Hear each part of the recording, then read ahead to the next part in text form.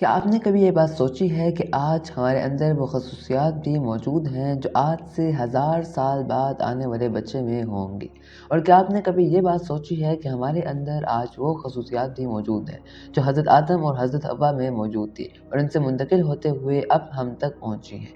बेशक ये तमाम सवालात हमारे ज़हन को बहुत ही ज़्यादा कम्प्लेक्सिटी में डालते जा रहे हैं, लेकिन इन तमाम सवालात के जवाब जानने के लिए आइए वीडियो को स्टार्ट करते हैं।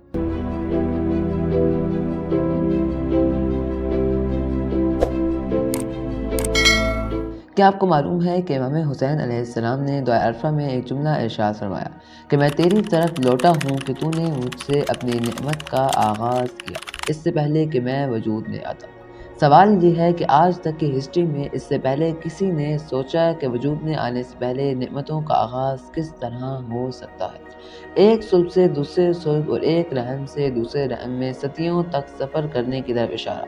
इमाम अलैहिस्सलाम का एक ऐसा कलाम है जो 7th सेंचुरी में इल्म जेनेटिक्स के राज़ों से पर्दा उठा रहा है, जिसकी थोड़ी सी तशरीह के लिए भी हमें जेनेटिक्स का सहारा लेना पड़ेगा। जेनेटिक्स का ये नॉलेज 19th सेंचुरी के लास्ट हाफ में खुलना स्टार्ट हुआ। ये बात तो कदीम अदवार से इंसान के इल्म में थी कि पैदा होने वाले बच्चे के ख़ानदान के बुज़ुर्गों के असरात होते हैं, लेकिन ये जानना कि नस्ली खूबियाँ और ख़ामियाँ हज़रत आदम और बीवी हव्वा से इनकी नस्लों में कहाँ महफूज रहती हैं और आगे किस तरह सफ़र कर रही हैं, किसी के लिए मुमकिन नहीं है। आज से 50 साल पहले भी कुर्रे अर्ज़ पर किसी शख्स को ये बात मालूम नहीं थी कि एक इंसान जिसे हज़ार साल बाद पैदा होना है, इसकी खसूसियात या जीन्स आज मौजूद बहुत से मर्दों और औरतों के अंदर अलग अलग भरी हुई हैं, लेकिन महफूज हैं और नस्लों की आमेज़श के साथ साथ हज़ार साल बाद पैदा होने वाले बच्चे के अंदर इंतहाई महफूज तरीके से मुंतकिल हो जाएंगी। हमारे जिस्म के हर सेल में DNA नामी एक मॉलिक्यूल पाया जाता है। ये मॉलिक्यूल दो धागों पर मुश्तमिल होता है जिन्हें डबल हेलिक्स का नाम दिया गया है।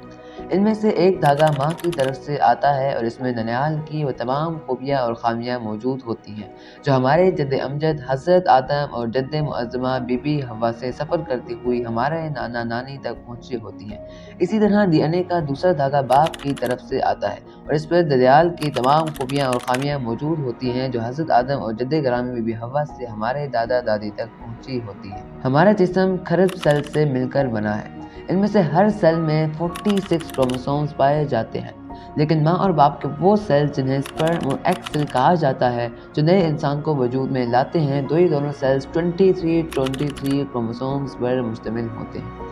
माँ के तौलीदी निज़ाम में जब ये दोनों सेल्स एक दूसरे से मिलते हैं तो एक मुकम्मल सेल बनता है कि जिसको ज़ायगोट के नाम से जाना जाता है, जिसमें 46 क्रोमोसोम्स मुकम्मल हो जाते हैं। इस सेल में हज़रत आदम और हज़रत हव्वा की जानिब से मुंतकिल होने वाली तमाम खसूसियात मौजूद होती हैं।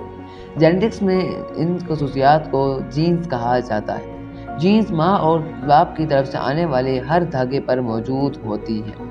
एक अंदाजे के मुताबिक इंसान के जिस्म में 20 से 25,000 जीन्स होती हैं। इन 25,000 जीन्स में से बहुत सी जीन्स नए पैदा होने वाले बच्चे में ज़ाहिर हो जाती हैं और बहुत सारी जीन्स इस बच्चे या बच्ची के DNA के धागों पर अमानतन महफूज रहती हैं, लेकिन इस बच्चे या बच्ची के अंदर मुंतकिल नहीं होती। इसलिए इन खसूसियात या जीन्स को एक नई आमेज़श के साथ आइंदा आने वाली नस्लों में मुंतकिल होना होता है।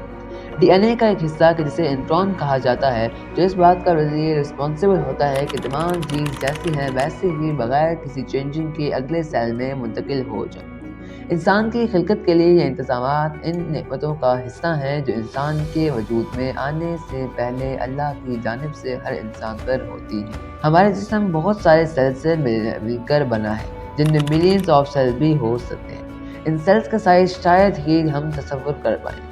इस स्क्रीन के जिस पे आप वीडियो देख रहे हैं, इसकी एक साइड से दूसरी साइड तक भी न जाने कितने खरब अरब सेल्स मौजूद होंगे। हैरानकुन बात तो यह है कि हर सेल में 1000 पावर हाउसेस के जिनको हम माइटोकॉन्ड्रिया के नाम से जानते हैं मौजूद होते हैं और इसके साथ साथ 600 एंजाइम्स और कई दूसरे निज़ामों के अलावा DNA के 2 धागे भी होते हैं। वो सारी आदात व ख़साइल, रंग रूप, कदुकामत, बालों और आंखों का रंग, मुतवक्के बीमारियाँ, खूबियाँ, खामियाँ, इतनी ज़्यादा मालूमात चंद केमिकल्स की सूरत में एक ऐसी जगह महफूज रहती हैं जो इंसान की हद बसारत ही नहीं, हद तसव्वुर से भी मावरा है। سوال یہ ہے کہ کثیر تعداد میں موجود خصوصیات یا جین صدیوں تک ایک سلب سے دوسرے سلب اور ایک رحم سے دوسرے رحم میں کس طرح محفوظ رہتی ہیں اور کس طرح ایک نسل سے دوسری نسل اور ایک صدی سے دوسری صدی تک سفر کرتی ہیں۔ سوچنا چاہیے کہ 3-4 نادرہ کیمیکل سے بنی ہوئی یہ حیران گنچین کس طرح تخلیق ہوئی، انہیں کس نے تخلیق کیا اور کون صدیوں اور قرنوں تک ان کی حفاظت کرتا ہے، اور وہ جب چاہتا ہے تو انہی کے ذریعے ایک بالکل نئے انسان کو پیدا کر دیتا ہے، ایسا انسان کہ اس جیسا نہ اس سے پہلے پیدا ہوا تھا اور نہ اس کے بعد پیدا ہوگا۔ امید ہے آج کی ویڈیو بھی آپ کو ہمیشہ کی طرح پسند آئی ہوگی۔ آپ کے پیار بھرے کمنٹ کا انتظار رہے گا۔